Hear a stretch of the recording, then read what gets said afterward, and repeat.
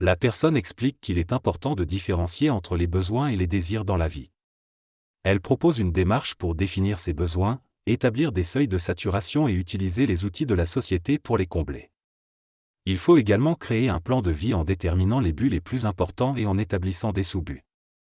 En posant les bonnes questions et en analysant, on peut découvrir que certains buts étaient en réalité des désirs et les reconnaître comme tels. Cette démarche permet de déterminer les étapes à suivre pour combler les besoins et prioriser les actions. En fin de compte, il s'agit d'arriver à sélectionner entre les besoins réels et les désirs superficiels pour améliorer la qualité de vie. La différence de potentiel, c'est le fait d'avoir plus ou une meilleure qualité de vie, mais cela ne suffit pas, il faut également être capable d'apprécier. Apprécier signifie évaluer et juger, et cela va au-delà de simplement aimer. L'appréciation nous permet de prendre conscience de la valeur des choses et de notre vie. Par exemple, en évaluant notre conjoint sur une échelle de 0 à 10, nous pouvons ajuster notre comportement en fonction de cette appréciation. De même, il est important de s'apprécier soi-même et d'être capable d'apprécier les différentes facettes de notre vie, comme notre emploi. Si nous sommes capables d'apprécier, nous commencerons à aimer davantage et à améliorer la qualité de notre vie. La capacité d'apprécier les choses nous permet de placer une valeur subjective sur celle-ci, ce qui nous rapproche de la connaissance réelle de nos besoins.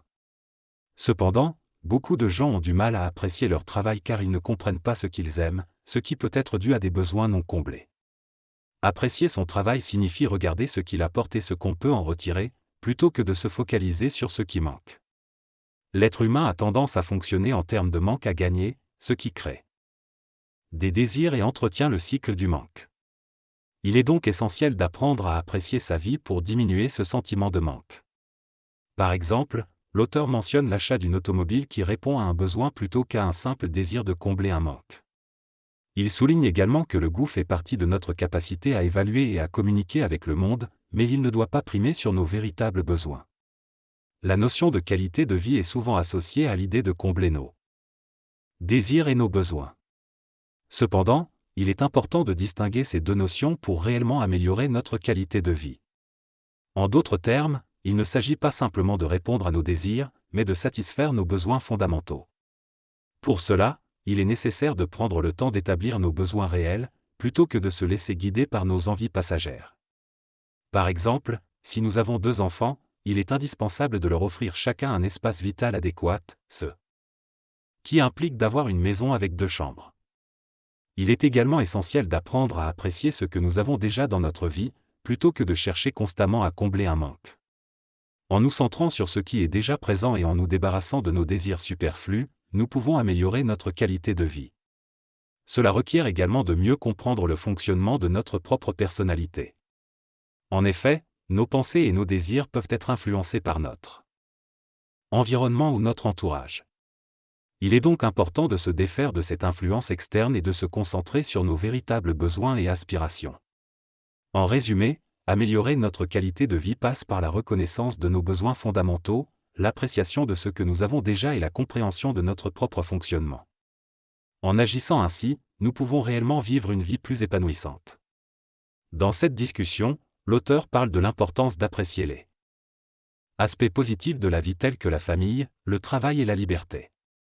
Il évoque également le besoin d'avoir un moyen de transport rapide pour satisfaire ses besoins instantanément.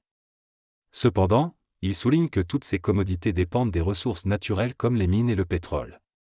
Il estime également que pour pouvoir apprécier la vie et améliorer sa qualité de vie, il faut nourrir les 4 corps humains, le corps vital, physique, mental et astral. Il explique que nos besoins fondamentaux ne sont pas uniquement physiques, mais aussi liés à notre personne et à notre environnement. Il prend l'exemple de Mère Teresa qui a besoin de la pauvreté des autres pour combler ses besoins et aider les autres. Il souligne également l'importance de comprendre les mécanismes de notre propre réalité et de ne pas s'inventer des concepts psychologiques pour expliquer notre vie. En fin de compte, ce qui importe, c'est le résultat obtenu plutôt que la véracité des raisons qui nous y ont conduits. L'être humain n'a pas besoin de se demander si sa religion est vraie, mais plutôt de travailler pour obtenir des résultats concrets dans sa vie. Chacun a sa propre réalité et doit trouver des mécanismes qui lui conviennent. Apprécier sa vie signifie évaluer ce que l'on a et identifier les aspects à améliorer. Il est nécessaire de combler les besoins émotionnels, comme ceux liés aux relations humaines. Cela demandera des efforts, car améliorer sa qualité de vie requiert de prendre ses propres responsabilités. Cependant, il faut être conscient qu'il y aura des résistances et des problèmes à surmonter. Chaque fois que l'on cherche à améliorer quelque chose, cela créera des perturbations. Si l'on démolit, cela peut aller, mais si l'on construit, cela provoquera des réactions. Il y a aussi des problèmes sociaux à considérer, par exemple, la vente de drogue dans les écoles.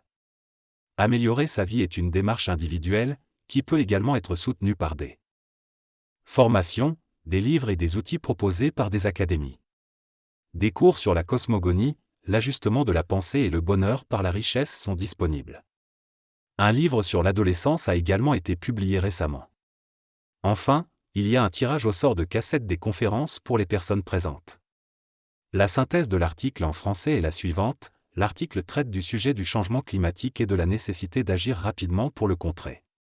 Il met en évidence les conséquences néfastes du réchauffement de la planète, telles que les tempêtes plus violentes, les vagues de chaleur extrêmes et l'élévation du niveau de la mer. Ces phénomènes ont un impact sur la biodiversité, l'agriculture, la santé humaine et l'économie mondiale. L'article souligne également l'importance de réduire les émissions de gaz à effet de serre, de promouvoir les énergies renouvelables et de s'adapter aux changements inévitables.